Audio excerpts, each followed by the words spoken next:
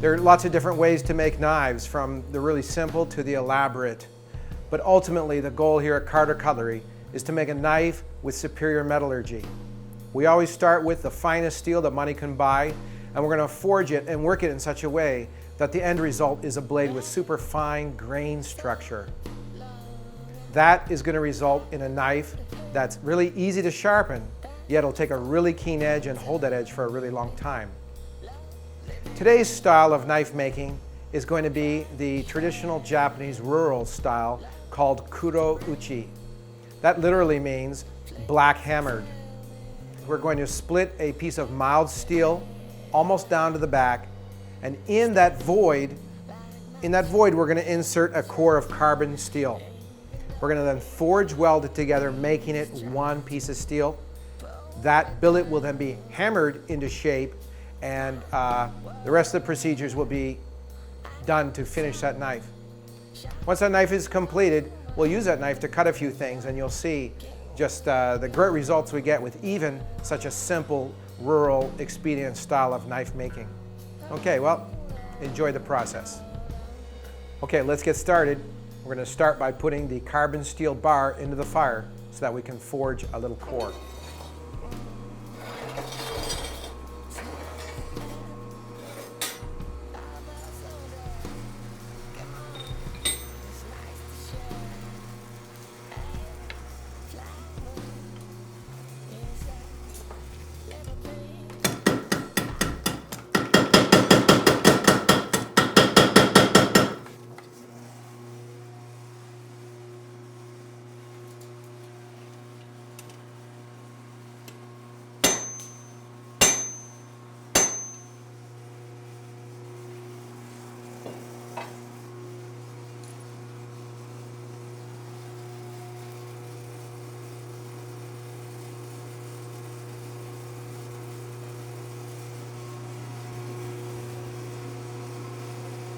There's our little carbon steel core, forged, cut off, and I've fluxed it with a combination of borax, boric acid, and iron filings. That's going to aid in the forge weld procedure.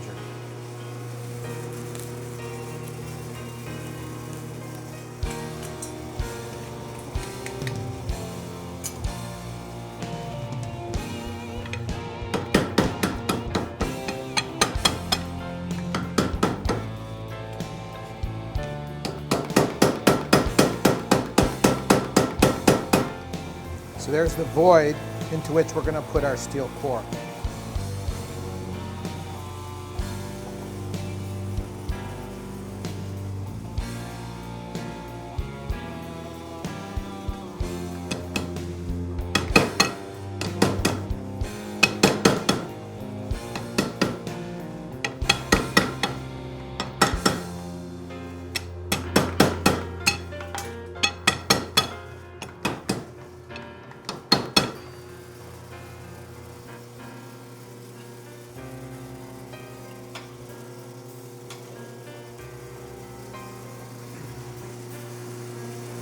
Now we've put the mild steel with the carbon steel core back in the fire for the most important and most critical process in the whole knife making, and that's called forge welding. The goal is to heat the steel up to a temperature where the metals will fuse together, but without overheating them.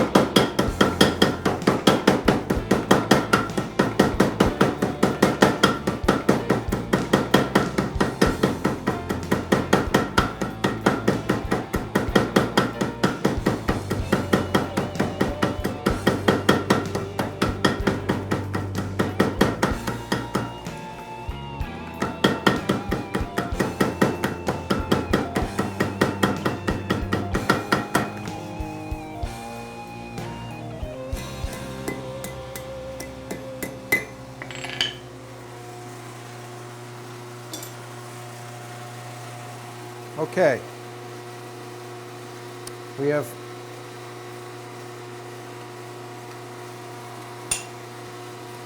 have forge welded the two different steels into one billet. And then I forged the tang. This is the part that's going to go inside the wooden handle. I put a little curve in the tang, so for the remainder of the forging operations, I can get a firm grip on it with my tongs. You can see I have a nice 3-point contact. That tang will be later straightened before I put it back into the handle.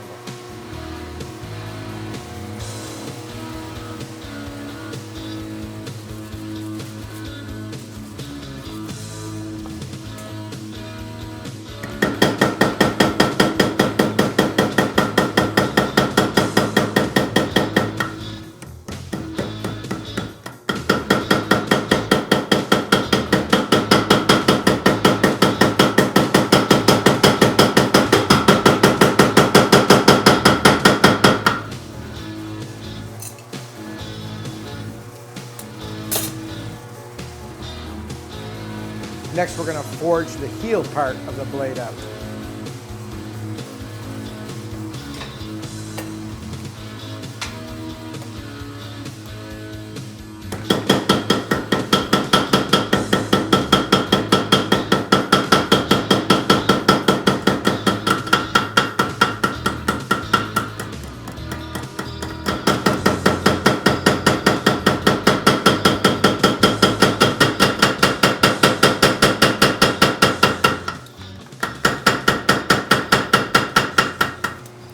Okay, now the goal would be to trace out a proven pattern on the billet that I forged out and cut it out.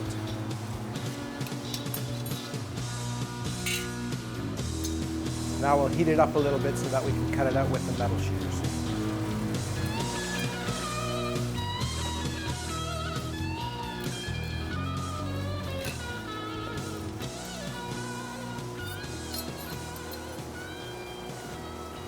Now you can see it's very much looking like our pattern. Next is to clean up the tang blade junction, and then we'll reforge those to the final shape.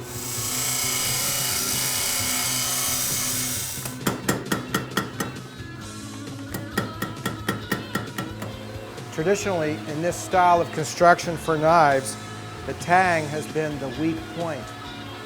If the tang is forged thin and also narrow in cross-section, excessive moisture within the handle can lead to excessive rusting.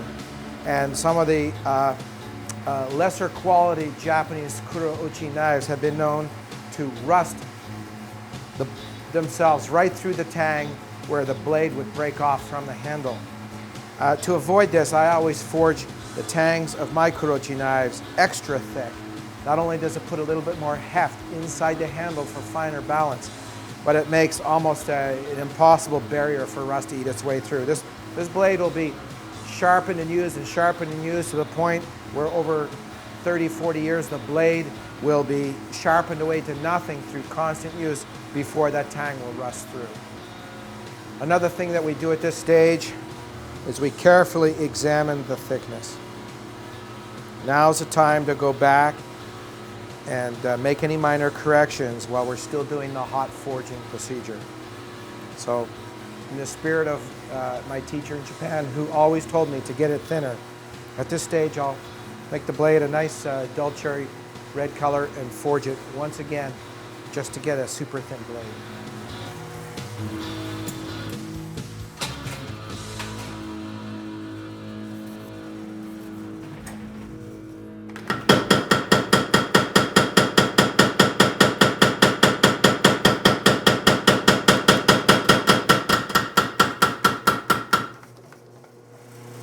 Okay, the next step is the first step in the heat treating process.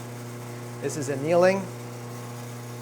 I'm going to heat this blade again to a dull cherry red color, aiming for about 750 degrees Celsius. And we're going to put it in this bucket of rice straw ashes.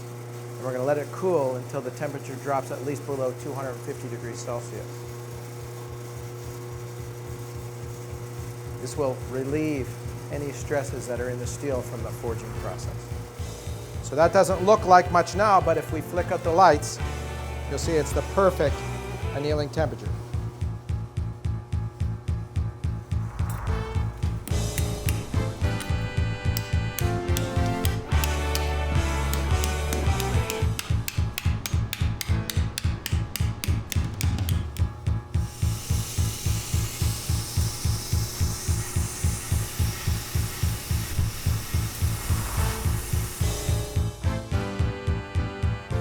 Okay, now that the blades have been annealed in the bucket of rice straw ashes and then sandblasted to remove the black scale, the next step is cold forging.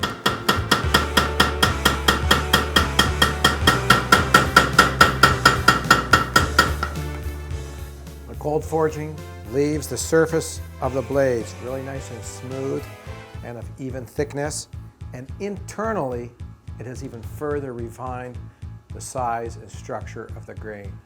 We're going to straighten out the tangs now.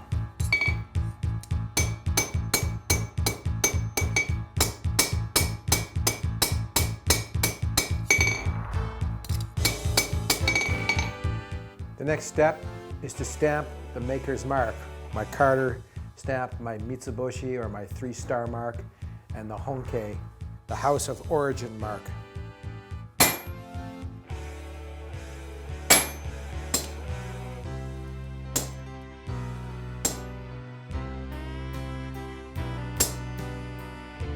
Okay, the next step is straightening and making sure the blades are not twisted, and we'll grind them to the exact shape, dimensions that we want, and then we'll prepare them for heat treating.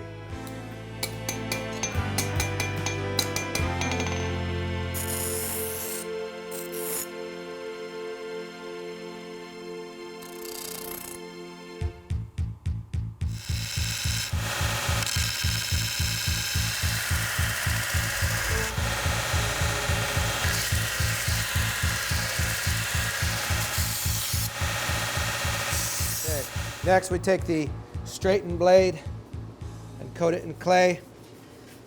This is going to enable the blade to quench properly.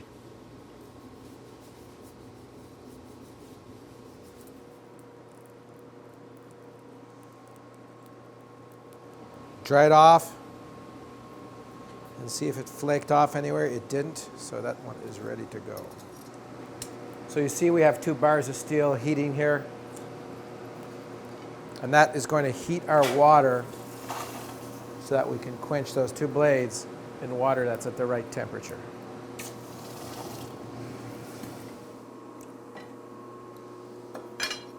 Okay, now we're ready to heat treat. Okay, we'll need to do this in the darkness so that we can gauge the temperatures correctly.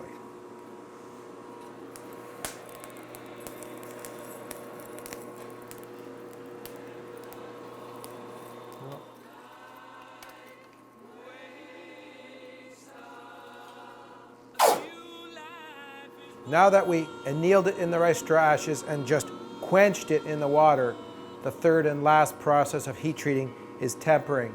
We're going to be doing this by the traditional Japanese method by sprinkling droplets of water on the heated blade and watching how it dances off, and that'll tell us the correct temperature.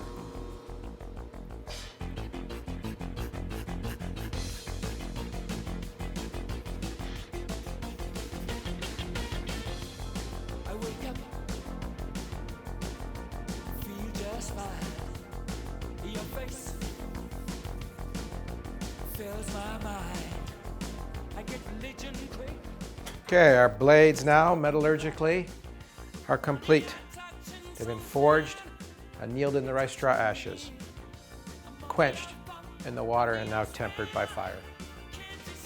The next step is the same with all knives. After the heat treat process, the blade needs to be ground. We need to put a secondary edge, which will thin the blade down from its original thickness, and then we'll be putting the primary edge, which is the edge that will be actually doing the cutting.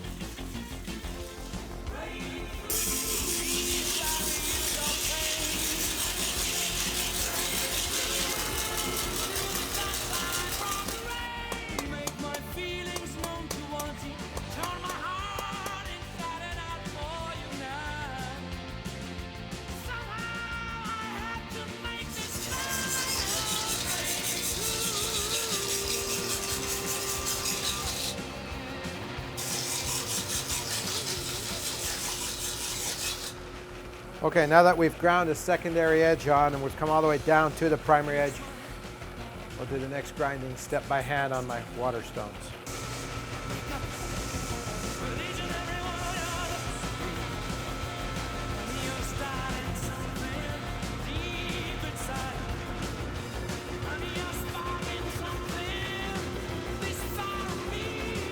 Next, we're going to clean off that dirt that we put on the blade before we heat treated it. Got a wet rag here that I dipped in the same kind of mud, which will act as a mild abrasive, just enough to clean that extra dirt off. Be real careful here I don't cut myself. Now we're ready to polish it and put the handle on.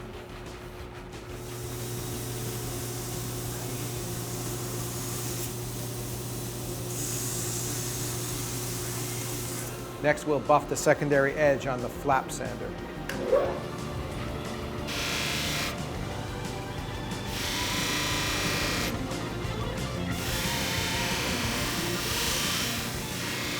Lastly, in the polishing process, we use this green buffer.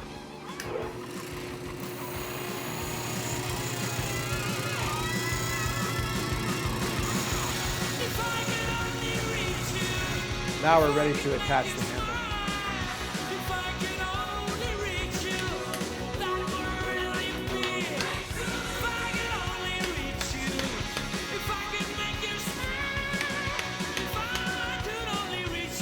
Okay, lastly, I'll take a little piece of 240 grit sandpaper, clean the handle up a little bit.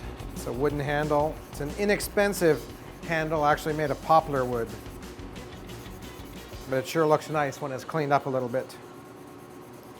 Now, for longevity, for durability, I'll coat that handle in a little bit of tung oil. The tung oil will penetrate into the wood and seal it. And it's a natural oil, so no problem using it on the handle of this knife.